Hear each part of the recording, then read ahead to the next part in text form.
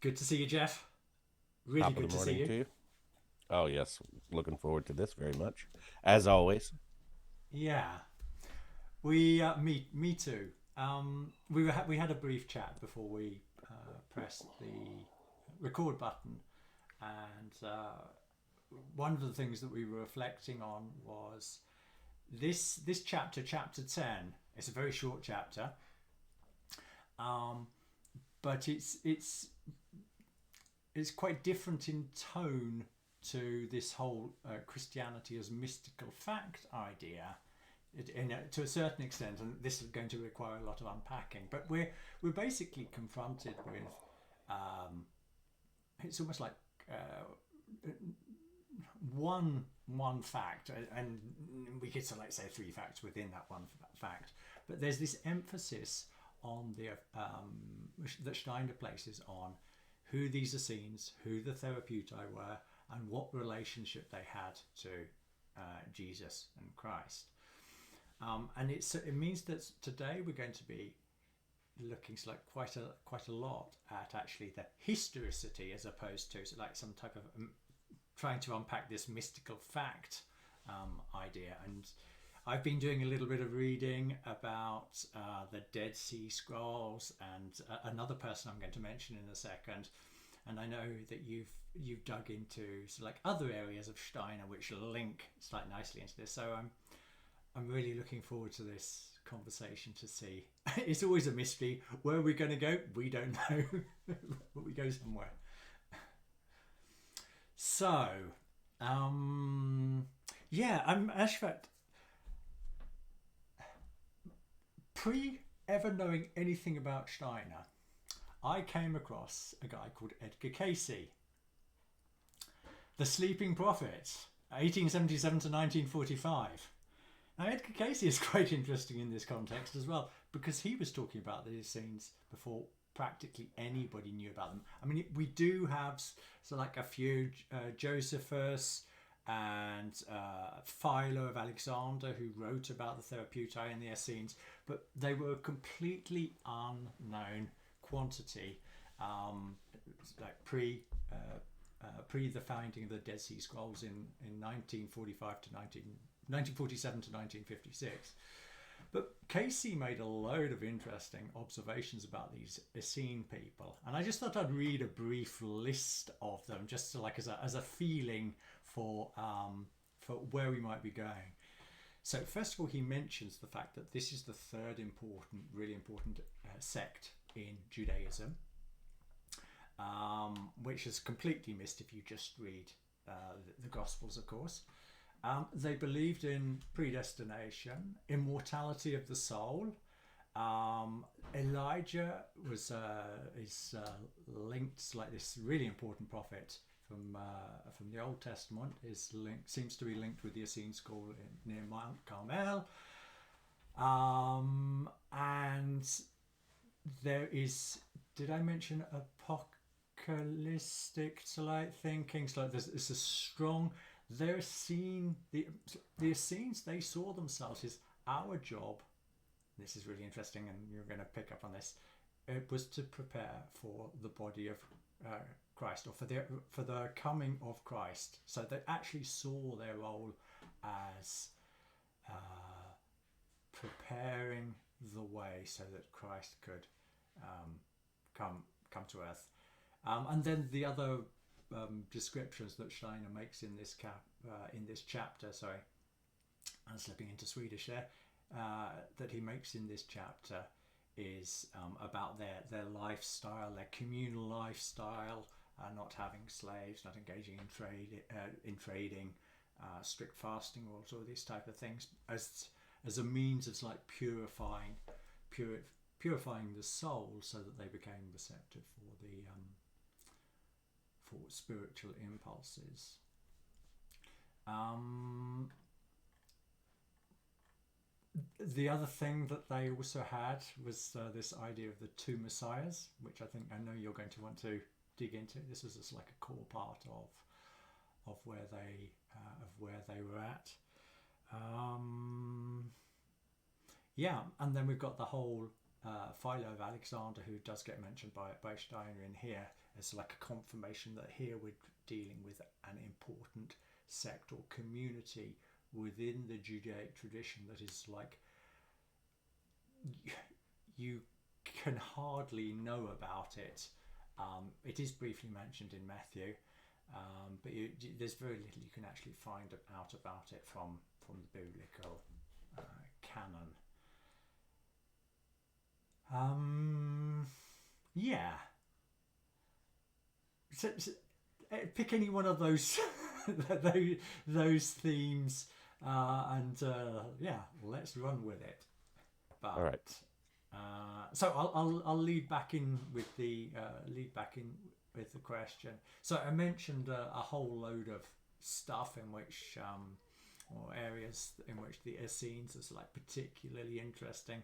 I'm sure I said at least one thing that has got something to do with a topic you'd like to develop a little bit. Well, I was inspired by this chapter to look into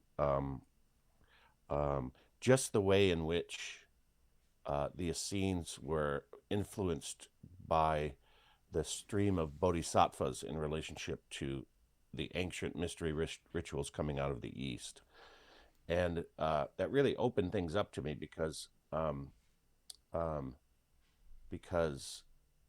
when reading about that, you see that what Steiner reveals is that these that the Buddha was the last incarnation of that figure who achieved Buddhahood, right? Which was in the spiritualization of the etheric body, before, not in the Christ resurrective sense, but in the sense of a human personality who had reincarnated through the process of initiation and had transformed the etheric body, and but this school of bodhisattvas called Bodhisattva is a sort of collegium of spiritual inspirers that incarnate over time, and the lineage of the Essenes goes directly to one of these bodhisattvas who incarnated as spelled the same way, often confused, as Jesus ben Pendira, and the lineage there is associated with the sort of incarnation of this community, right?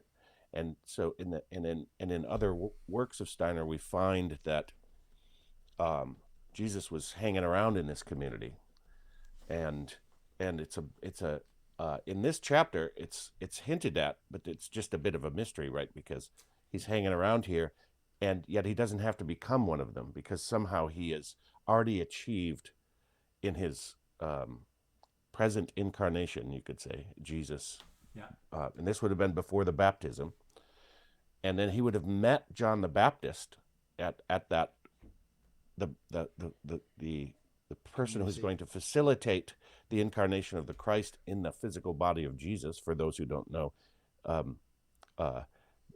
in Steiner Christology, Jesus is a man, and maybe we get into this, maybe we don't, but he's a man who is incarnated out of the spiritual traditions, as an initiate out of the spiritual traditions, and his body was prepared in a way that would allow for the entry of the Christ at the baptism, and then that 3-year period is a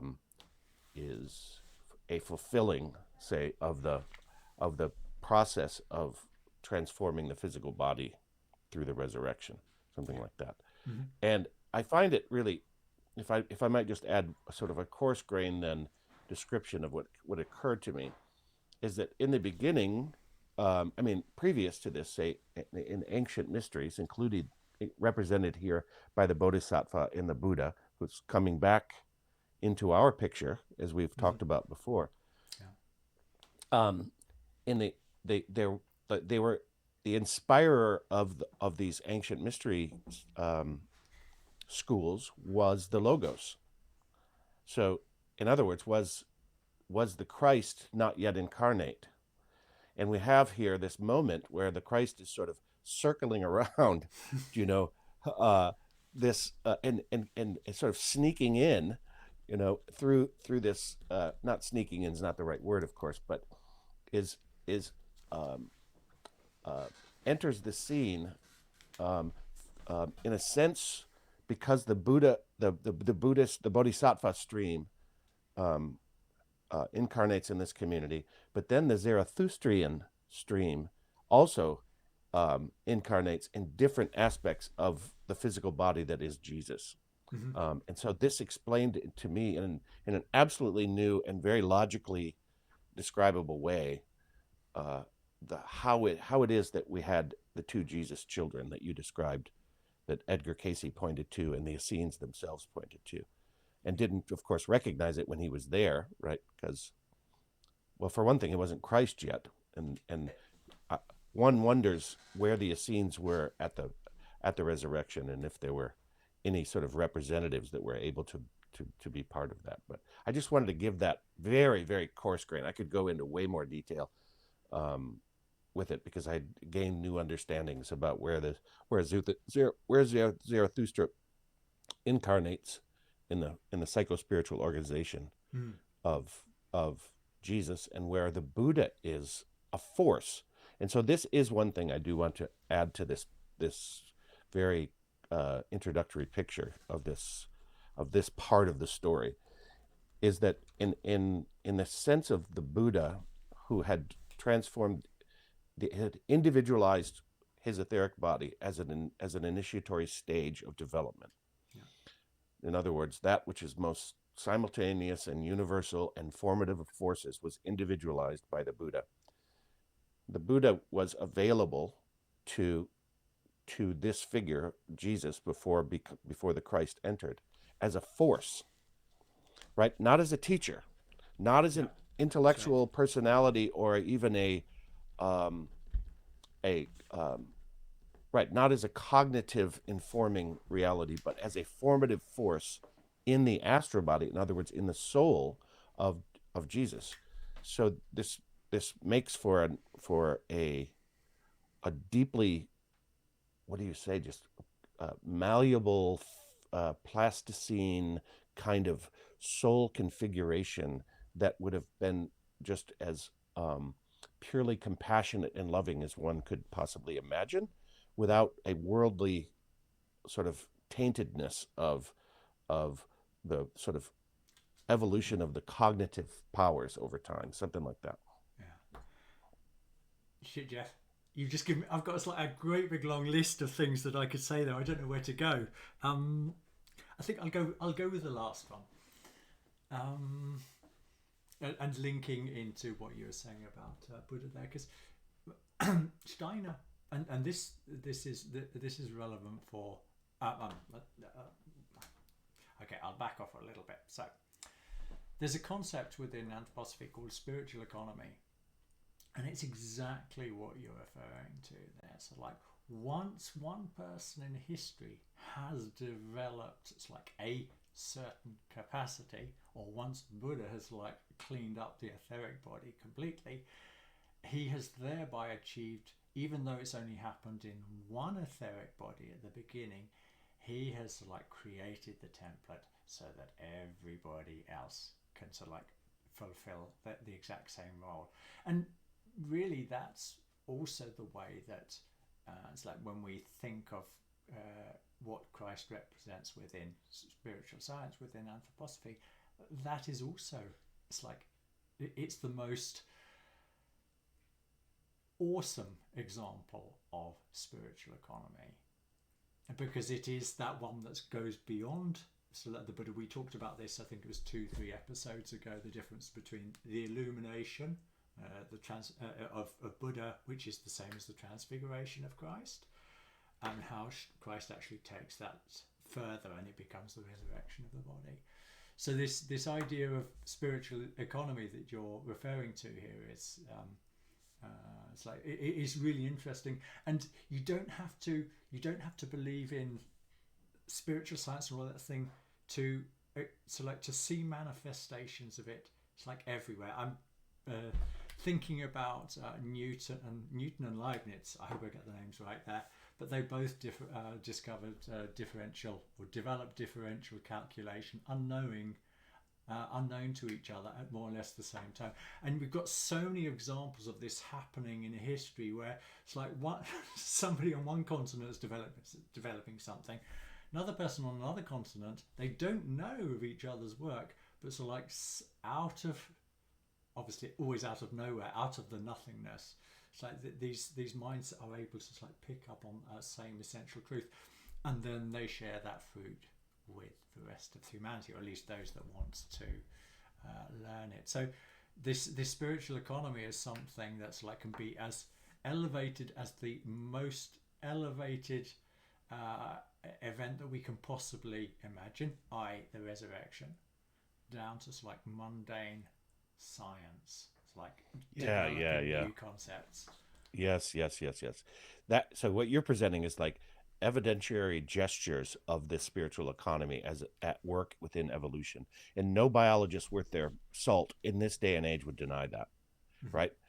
There are some people who are pushing the envelope of this that not everybody has a taste for, like Rupert Sheldrake, for example, in his morphogenic resonance, right? And I think we're talking in this sense about the way in which it's unified field theory in physics, right? It's also the electric body. It's Michael Levin's work on the very edge of biology, really understanding coherence as as I would suggest, a non-local coherence, right? That coherence is coherence all the way through.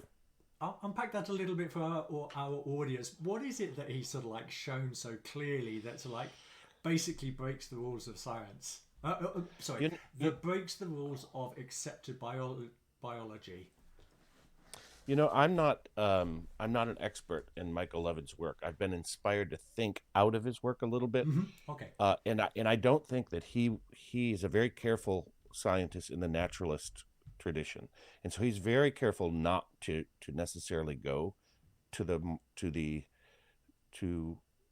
over theorizing about how this is something that is universal, right? How biology is a universal, how cells communicate with each other in coherence, how there's archetypes, and essentially is what he's saying. There are archetypes behind forms, and he's proven it in the lab by isolating certain cells that are like supposed to be, say, for example, the skin of a frog. But if you isolate the cell from the rest of the frog body, then I'm butchering this a little bit, but it's essentially the point. Then it becomes something, an organism in and of itself, because there's an archetype that's underlying it, that it's already inherent, right? This is structure phenomenology. It's already inherent in the field of biology. And when I say biology, I don't mean the study in the biosphere. Say it's already inherent, and so it's something like that. So what you're saying is not only is this in the consciousness soul period of development, that we are noticing these things like Tesla and Edison and these folks figuring things out at the same time, right? Or the monkeys on the island, of picking up a tool and learning to use it in a new way, and all of the monkeys on the island do it. Or salmon being able to migrate, to their very spot that they were spawned from, right? That this sort of memory and historical nature of things isn't what we think of it as linear, that there's a field of simultaneity where everything's happening all at once, right? And I'm glad you brought that up, because this is what we're leading to with the act, right? So Christianity as a mystical fact is not a intellectual exercise. It works on the intellectual and epistemological level because it's deep continuity throughout, but the act of the mystery of Golgotha is the act that makes that force available, not an intellectual.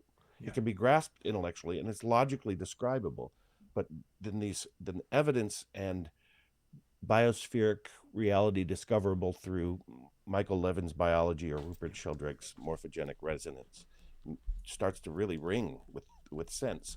And there's a lot of people talking about resonance from conventional academics.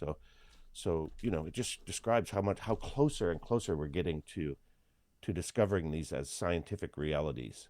And that's not to say anything about the psychospiritual personality aspect, which I think we'll get to. Just I'd like to further develop what you're saying, but I'm just going to go back to Levin one step and add an aspect that I found deeply, like yourself, or I probably even less than yourself. I haven't dug into Levin, but I did see a great video by Formscapes, and one of the details that he mentions in that video is really should be startling, and the fact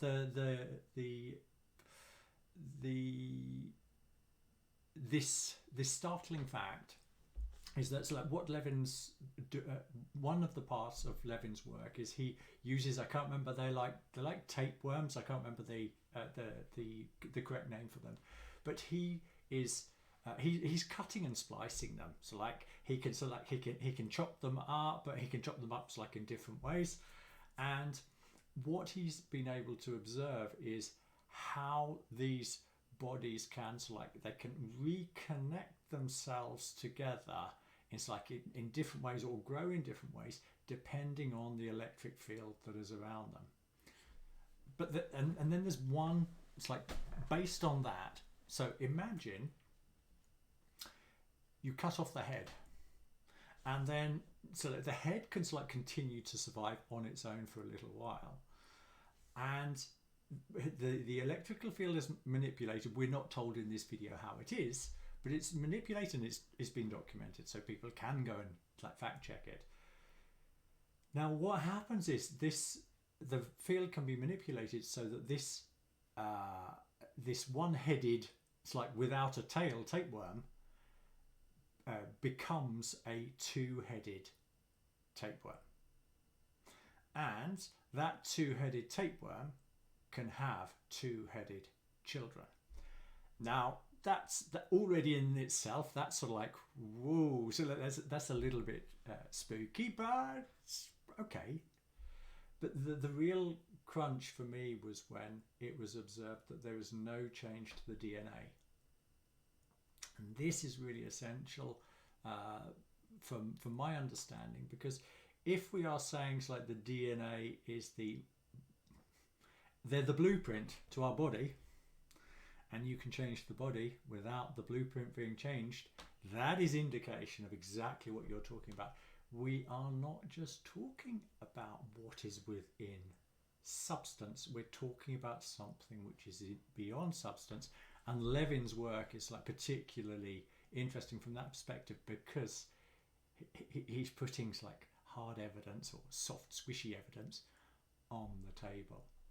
And this also links into another area which is really interesting, because obviously you've got the Eucharist, transubstantiation in the church, which is, what is that essentially? It is trying to connect oneself to these super mundane, super sensible forces which are a reality beyond us, but they are not inaccessible. And this is the purpose of the Eucharist. So I think it's really good that you bring that in there, that we're seeing both science, evidence in science with Sheldrake's work, morphogenetic fields, and this is also at the heart of the Eucharist, trying to recreate exactly the same,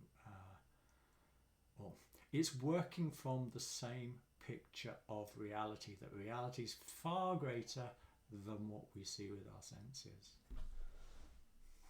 Yeah, right. Well, in reading just this chapter, I was struck with the indication that what we might be having here is in the body of Christ at the baptism is the union of two streams, or the wisdom intellectual stream and the say wisdom body stream, the wisdom Yeah. force, the wisdom biology and biospheric stream, embodied as human being, and that these two go together and it eventually need to be unified. And when you were mentioning that, there's a key here as relates to like philosophy of freedom and the work we've done there with epistemology and really working with concepts. And then you go into what concepts are, and suddenly you've crossed a bridge, because concepts are that which is inherent, that we just called archetype, which is a living reality underlying reality, um, uh, that people like to point to as intelligent design or natural selection, that it doesn't have an intelligence, but we smuggled in the intelligence with the, Mm-hmm. that sort of thing. But I think importantly, from the relevance of it for personalities in this day and time, that these personalities live on in existence. They don't just go away. So in the picture presented by the Garden of Eden, for example, what was Eden? Eden was um, a a picture of the non-interrupted continuity of human existence before hard physical incarnation occurred, something like that, or even before physical incarnation as we Mm-hmm. know it, with Yeah. with these coarse perceptive devices that we have, and that we even call devices coarsely. Um, and that is an important tradition, and that's the tradition through which Zarathustra was a spiritual leader of his time, but remained a spiritual leader as a reincarnating being, whose life was interrupted and re-engaged, and that this underlying wisdom continues to go every time Zarathustra comes.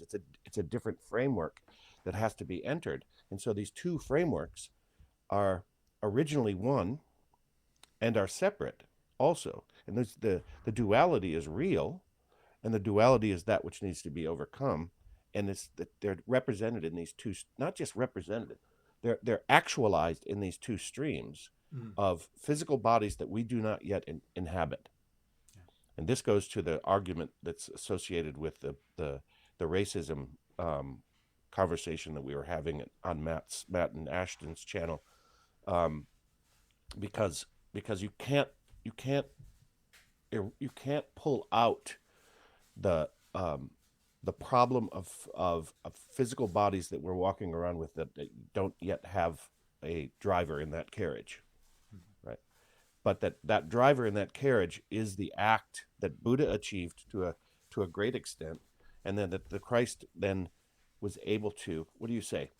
There was a time at which Zarathustra, in the life of Christ, life of Jesus, was able to so master the three bodies, the spiritual soul and etheric bodies, or the physic the sorry the the ego, the Astral and soul, and etheric. the Yeah. and the etheric body. Yes, that's so much so that it prepared the way for Zarathustra to step aside and let this being that was informing the bodhisattvas and informing Buddha himself into Buddhahood, Mm-hmm. to be a not only a personality, but a personality as a force, and force as personality, something like that. And then it makes way for the resurrection, because then the Christ enters at the level of a transformed etheric body, astral body, and is the ego that then replaces it is the higher I that then replaces, and then resurrection is only a step logically away from that, in the Sheldrake and Levin sense, I would suggest. Yeah. Yeah. It's the term. So like sometimes that gets used in anthroposophy is the phantom. It's the blueprint of the physical body, which is a reality. It's got nothing to do with DNA, although DNA might somehow be factored. Not important to get into, but this is what Christ is saving in there, and this is something that Buddha was not able to, because his mission was to, after enlightenment, to leave the earth whereas Christ could take it the final step, which was that's like the full salvation, and create that spiritual blueprint so that anybody that chose first of all to believe it and then to deepen their knowledge in that belief would eventually also be able to achieve that. Yeah, and correct me if I'm wrong, but this phantom thing is barely mentioned in by Steiner and is not well enough theorized about. I'd say is under theorized by the anthroposophical community, in my experience, through literature and through the various initiatives, because that's very important. And my theorizing about that is that that's Ahriman, because that's the being that inhabits our physical body while we're alive, but can't pass with us across the gate. It can't comprehend uh, um, love and humor, right? It is a hard structural blueprint that is a living physical process, and as we know, matter is not inert. It's in a process. It's in a uh, even we even know that there's radiant qualities to um, anything, magnetic and radiant qualities to anything. So any inert object. So therein lies the mystery, because what is it that needs to be redeemed, and what are the dangers of trying to redeem that, right? Yeah. Yeah. And building on that, and that is the job. Ahriman, so like the way I understand it, is it's about the corruption of the etheric body. So it brings death forces into the etheric body, or so like starves the etheric body of the inherent life forces.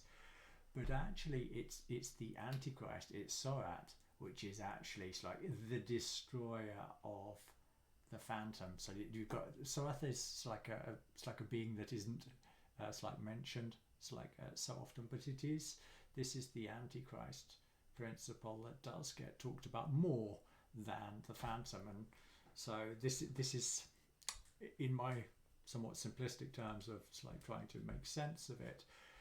Christ is that being which can redeem that. It's like stop that body from being destroyed, which it naturally will if I as an individual let Lucifer sort of like run riot in the astral body, which in turn means that Ahriman sort of like can do his work in the etheric body. Then it's like I've opened the barn doors for Sorat to come in, and so like a destruction of the physical body. But it's not talked about a lot, like using that term phantom, but I think it's what's behind this Lucifer, Ahriman, Sorath dynamic that's going on that you do find quite often in anthroposophical conversations. I don't know if you agree. Well, I think there's nuance around that, and I think that as not being a clairvoyant, I don't fully understand it, but I get it. Like I get it especially when we can prepare ourselves in the way that we have. Like I didn't expect this conversation to go in this direction, but I think that I'm not sure it's destruction of the physical body, but destruction of the living being that would, if redeemed, allow for the spiritualization of the physical body. That's my understanding, because I think that the idea is for the and it's emblematically expressed in transhumanism, that we permanentize the existence of the physical body, sort of embalming it or technologizing it so that it never decays and never falls apart. And the death forces are important for the process of the second Adam, so to speak. The Atmanic experience can't have a soul associated with it, a personality that's been developed into this between the life processes and the physical body. And then because of that, we become as spirits entombed in a physical body, that then is like, that humanity, in a sort of wise way, in a certain sinister kind of way, is trying to make permanent, because that's kind of the direction we're going in, right? Yeah. Right? Is that, and that's the path that Christ laid for us to take, a concrete path, right, made of physical material, and that's a dangerous path. But it's the only one. It's the eye of the needle, right? Yeah. It's the only one we have, as we've alluded to. I was going to come back to the something you picked up on earlier, or you mentioned earlier, the two Jesus children, because also that's also another thing that Steiner does mention elsewhere, is that there were traditions. So he mentions this. I would have to do some homework to find out which lectures, but I know that I've read before that he's talked about there were traditions in certain communities around around the time there, that prior to the birth of Christ, that there would be two Jesus children, and what is interesting is that Steiner's saying this in before Qumran, 1947 onwards, but we've also got someone like Edgar Casey picking up on the same idea, and then history it's like delivering the goods, it's like decades after, to say this is actually really it is standing on solid ground, and that's also an important part of the process, of how research can strengthen belief as well. So that this isn't just a made up history. This isn't just, it's like a story that we're telling ourselves. You've got so many pieces that are falling into place to form a complete narrative. And so that means that for even if you're not interested in anthroposophy, just looking in more detail about who these Essenes were, you're deepening your understanding of this hugely complex phenomena of where Christianity was born, or what was some of the essential facts happening around that time. I actually think it is. I've had this thought before, but it is quite interesting, this idea of how the Essene community, in elsewhere, Steiner describes how they were around for a very short space of time.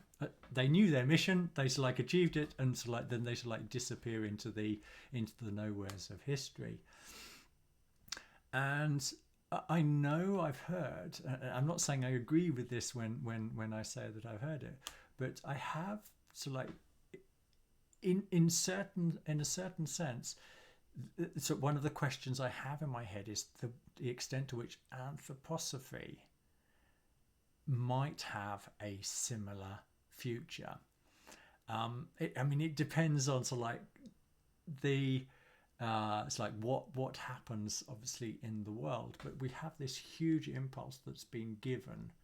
It's like an awakening to an event that's going to happen. The Essenes, it's like Christ is coming as the apocalypse, the Messiahs, the two Messiahs, and then they disappear out of history.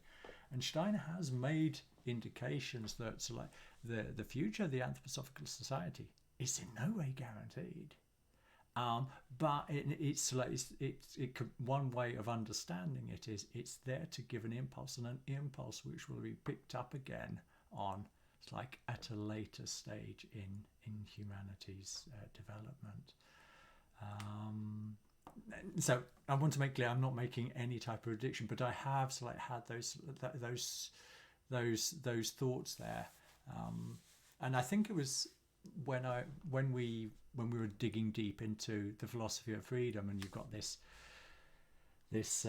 well-known saying by Steiner when he's asked by Johannes von Walter von Stein, what would be left of anthroposophy in 1,000 years? Nothing except the philosophy of freedom.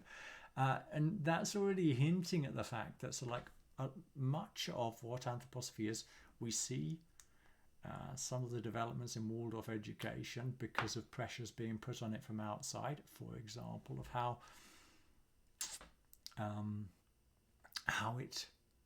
those pure impulses that were there, they're getting eroded, and anthroposophy has to live in a world depending on how materialistic that becomes.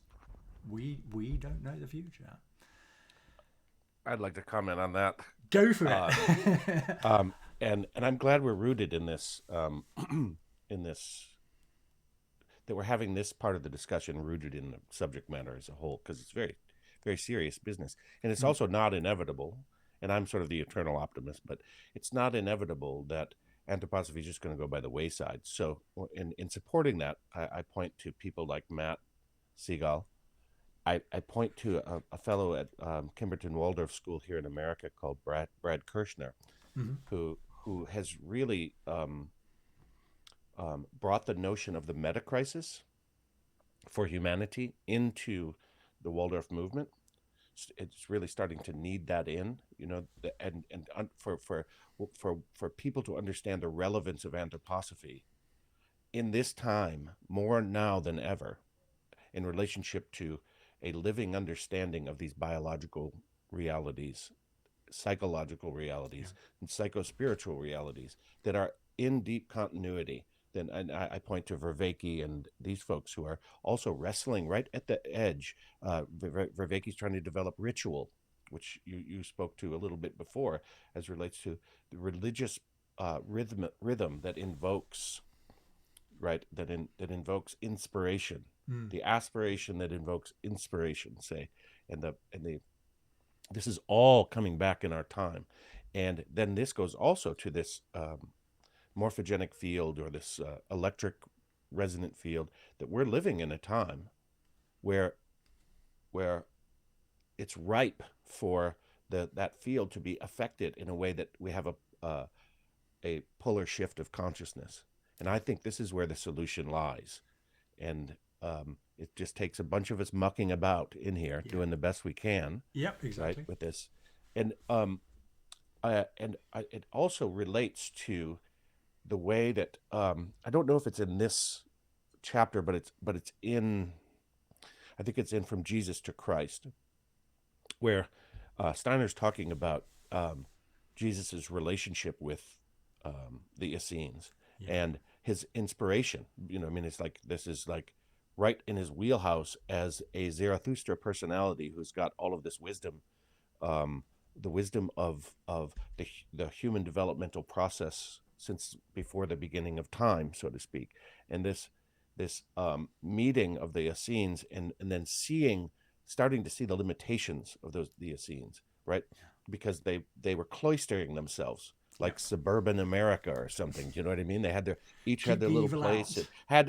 You had to have an acre of yard between you, and you had the little temple or closet inside that was this sort of place to do your work, and you keep that which was stained out, which is the form Christianity took in the fundamentalist sense, that we are fundamentally stained, right?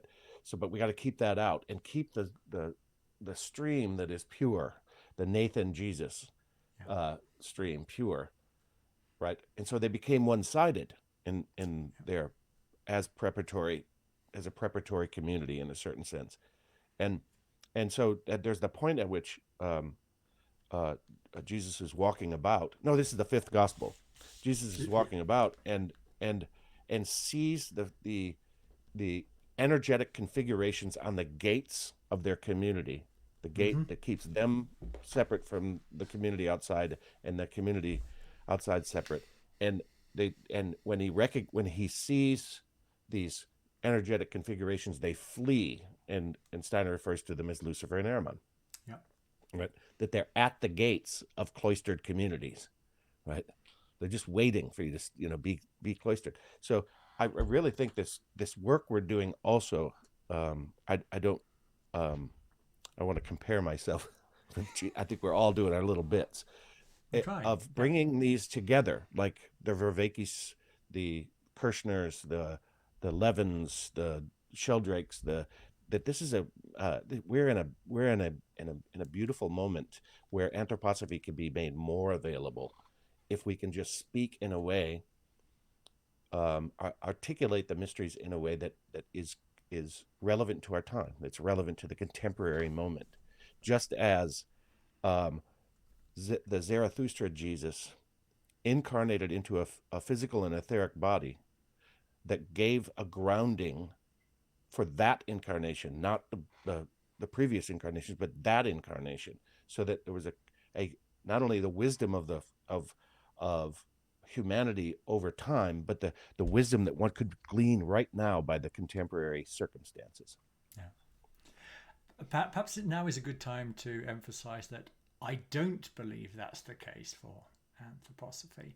And actually, there's something that just happened this morning, which is arguing against the point that I was like developing before. There, I put a post on Facebook to do with something I was reading in the Apocalypse, and I thought it was very interesting. And somebody commented back as like that these lectures, the lectures for the priests 346, they were kept under wraps until 1993, according to this person. So taking that at face value, you could see that as an example of how something's like is dying. If we have like a central Vorstand, it's like in Dornach, that's like makes these decisions, that stops it's like anthroposophy growing, then perhaps it would collapse on itself. But it's like the fact that these things are coming out, and we're seeing more and more initiatives it's like that have a very clear anthroposophical bent, an explosion of anthroposophical content on the net, and so many videos on YouTube's like illuminating it from so many different perspectives. I don't think it's dying. I think the very opposite. It is starting to mature. It's starting to really become a force which people are recognizing the need for. But it has to live in individuals for that to become a reality. Right, and that's the individuation process.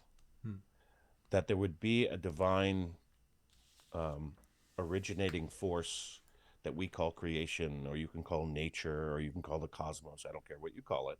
It's a unified, coherent reality, and it distillates into individuated droplets that tend to be a microcosm of itself, right? And so if that's what human beings are, then we continue to distillate into little droplets of ourself, so that we may continue to extend to distillate into little droplets of the universe. Yeah. And this is not an illogical program. It's the way nature works. It's the way the natural world and the cosmos are in dialogue. Say, it's the way the universal and the individual are reciprocally. This is another thing. Reciprocal determination is a biological fact. Everybody's talking about it now, right? That which you shine a minifying glass on is in dialogue, in informational relationship with that which you put a magnifying glass on.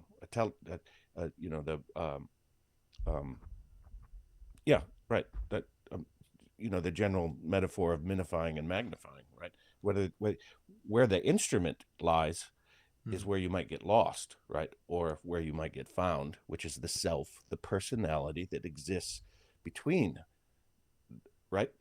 It's the soul. And this is the power of this personality, that the Christ becomes flesh as personality, not just as a deified spiritual being that's walking around in a physical body, but that had to go through trials and tribulations, and that there was an incarnative process, and that incarnative process created a energy field that we could be drawn to. Yeah. Bill, on this, we'll use the picture of the energy field, but we recognize it's a very poor description of the grandness of what it is. And Steiner did a series of lectures on the Bhagavad Gita and St. Paul and the comparison there, and this was also a series of lectures that really struck me, as because in it, he's one of the things that he's outlining that's like this conversation in the Bhagavad Gita that happens between Krishna and Arjuna. He's saying that when we look at what is Krishna, it is this Christ impulse before it incarnates. It's something real. It's something living. It didn't just get created. It's like at the baptism in Jordan when Jesus was 30 years old. It was making its way to incarnate in Earth, and this idea of like living forces, intelligent forces, like waiting to manifest themselves. Perhaps it might be one way of describing it. I think this is this is how I like reconcile. It's like in my own thinking, what is going on, and linked to this, I'm going to bring in a picture from the Apocalypse, which I think is like really interesting, because this is also from the same series 346 that I was pulling this. One of the things that Steiner does, he talks about this woman. It's like clothed in the sun, stars in her head, and moon is her feet, and the dragon. And he describes how this was the event that they saw happening in the Atlantean age, and he gets into like repetition of numbers, which I won't go into here. It's like the importance of the number of 7 and 14, which is also there in the genealogy of Jesus. It's like in both the Luke and the Matthew. But that these are events that they all have precedence, and when you can begin to trace them back and feel there's like historical pedigree, this is where the mind-blowing scope of what is going on. It's I don't know, like sticking your head into infinity. The ant's nest. The ant's nest. Well, the ant's nest, but you're able to pull yourself back, and you can like, as you come back to yourself, that feeling of awe and that feeling of something real there, it leaves something here. This goes to the and I was reading this in this, I think the subsequent to the Essene lecture in Gospel of Matthew. It goes to the two different streams and the danger of a one-sided stream, right? Following a one-sided spiritual path, because in this body of Jesus is Zarathustra, who represents the cosmic path, like in the astral body. I'm sorry, maybe it's the opposite. Doesn't matter. Let's earthly take wisdom Zarathustra. Was Moses and So there was the tradition. There was the tradition leading up through the Bodhisattvas of going internal, which is what the Essenes were doing, going internal, and then getting your wisdom out of the physical and etheric body. Yeah. As an initiatory process, and then that's represented by what's happening when in a certain level of consciousness, and then the other level of consciousness, that which seeps out at night, the astral body and the ego, is having cosmological astral plane and the midnight sun experiences, and they're having this but it's combinatorial explosion, because it's the universe all at once, right? And here it's the passions, the physical and etheric. It's like you get lost in your own dark motivations and passions and that sort of thing, and they have to be balanced. They have to be brought into one, and that's the other thing. The other way to describe the personage of Jesus bringing these two, the Buddhist stream and the Zarathustrian stream together in one person as a being, right? And then boom, and then you're not blown away by the it occurs to me that the universal didn't necessarily need to distill as a divine within the human flesh, Mm. but it's circumstantial, right? It's like, so it wasn't predetermined, but it's the way nature puts itself back together. It's the way existence puts its back. It wants to be one. It wants to be unified, and that was necessary. Was it necessary inevitably, or was it necessary at that time? I mean, that's a mystery to me, but it's part of the mystery as relates to why it occurred, for sure. When And that when goes you to the oh to sorry the morphogenic field that I wanted to just say, that you were describing Michael Levin in a deep continuous way. Is that a word, continuous? It is now. Deep continuous way. Michael Levin's describing that, like Mhm. that the periphery is defining the individuated version of itself, and that it doesn't depend um, on the predetermined physiological blueprint, Yeah. right? And DNA, the whole genetics movement was predeterminism in new fundamentalistic form, I would say.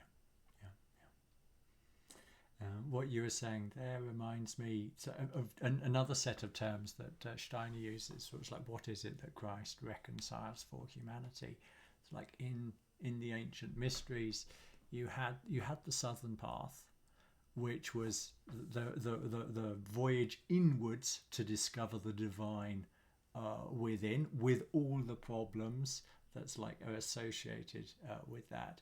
And then you had the northern path, which is the one that's like seeing nature, external nature, as a revelation of the divine. So either I can look in and find the divine, or I can look out and find the divine. I can get lost in both directions, and Christ is that being which allows us to see. It's like both of those truths, reconcile both of those paths within us, and that is yeah. That's why I'm doing this anyway. Putting it somewhat simplistically, but there was something else you were saying that I wanted to uh, uh, pick up on, but now I think I've lost it. Something No, to do with predeterminism and determinism and I think it was about periphery and yes. So as an example of the northern, again, this is from the apocalypse. You said last time when we did the apocalypse, perhaps we're going to have to do a separate series on this, and I'm erring more and more towards that. But here's one of these beautiful examples that are also like found in the priest lectures. There's this. He describes how it's like the the the the world of the stars was on the scrolls, and humanity could read the wisdom of the stars. And then in the apocalypse, this roll gets rolled up so that humanity no longer has access to this. And so it's this beautiful image of this wisdom that, especially the northern mysteries we're talking about here, were able to to literally open their eyes and see God, the gods, see everything as a manifestation of the divine. That's all disappeared for us because we've sunk so far into the physical senses, the physical aspect of us, that which was previously able to reveal all this wisdom to us is now a rolled up scroll which we can no longer read. And then later on we get the book, and tasting like honey, and leaving a bitter taste in the mouth. Just this it's fantastic, this apocalypse stuff. yeah, well, it's so relevant to what we were just talking about, because Mm. um it really gives you the necessity of the duality, right? That it's one thing to be in the Garden of Eden and unreflective, Mm. right? It's another thing to perceive cosmogenesis, through embryogenesis, Yeah. right? Through epistemological conceptual genesis, through all forms of ontogenesis and philogenesis, now made available as the Book of Nature or the Akashic Record, or however you might want to describe that truth written in light that is always coming into being. It wasn't something that happened at some cosmic moment, Yeah. and it was something that happened in one cosmic moment, right? Yeah. What a mystery. I was thinking. I think that's about it. Was there anything? I'm just going to check my notes and see if there's anything else important that. This was, yeah. This is actually slightly linked as well, because these are scenes also. Another way in which they differentiated from the other, from the Pharisees and the Sadducees, which was this, like, the immortality of the soul. So you've got some people out in the people out in the Christian world. I was watching a guy who's like does some excellent videos on like early Christianity, and he'll say something silly like Gnosticism was a product that's like, so like it came about after Christ.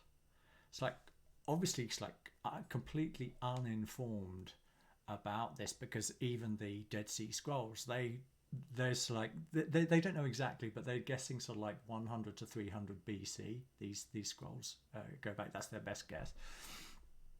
But so many of these ideas that we're finding, or that were found as like immortality of the soul, that was a truth for the Essenes.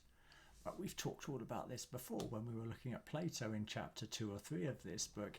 This isn't new stuff. This is mystery school wisdom that it's like it finds its way into these different communities, and this is why the Essenes are an important part of understanding Christianity's real roots, because of the strong connection of it's supposed, it's not so like 100%, but this strong seeming connection of John with the Essene movement, what you were talking about from the 5th gospel there, where it's like the event that you were describing, if I remember correctly when I read that series of lectures, it was after that meeting, so like that experience at the gates of the Essene community. He goes home and he has like his chat with his mother, and it's out of the desperation there. So like the understanding of, so like, the sorry state of humanity, that he has actually prepared himself so that he can walk to this. It was the Sea of Galilee that he got baptized, but wherever that was, that he made his way to John so that Christ could enter him. So the Essene community is something, it's like really central to understanding. It's like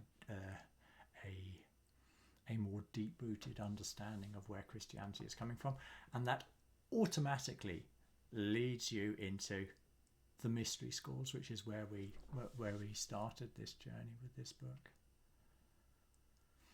Right.